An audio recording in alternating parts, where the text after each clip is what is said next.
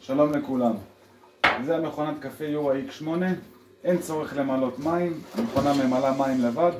גולי קפה אנחנו ממלאים פה למעלה. אנחנו כרגע שמנו במכונה את הסוג קרמה. יש לנו כאן, בוא תצלם להם את הצג.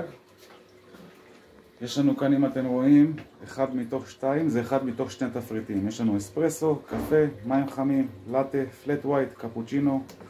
בתפריט השני רסטרטו, לאטה, ספיישל, רק חלב חם, קנקן קפה והוט ווטר פור גרין טי, זה גם כאילו מים חמים.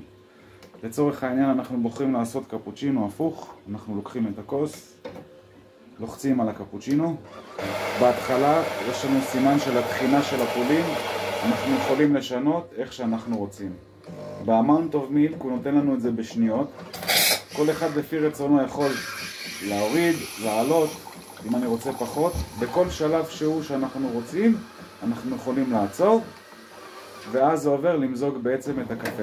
את הקפה הוא מוזג במיל, כמובן שגם פה אפשר לשחק עם יותר קפה או פחות קפה, ובכל שלב גם אפשר, ברגע שזה מתחיל למזוג, לעשות קנסל. אנחנו ניתן לזה טיפה למזוג, ונעשה קנסל. אוקיי?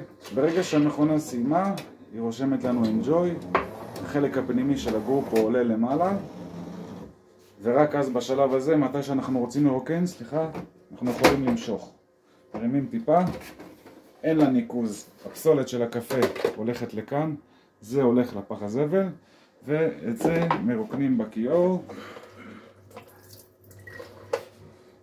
מחזירים שגומיה כלפי חוץ, ומחזירים את המגירה למקום.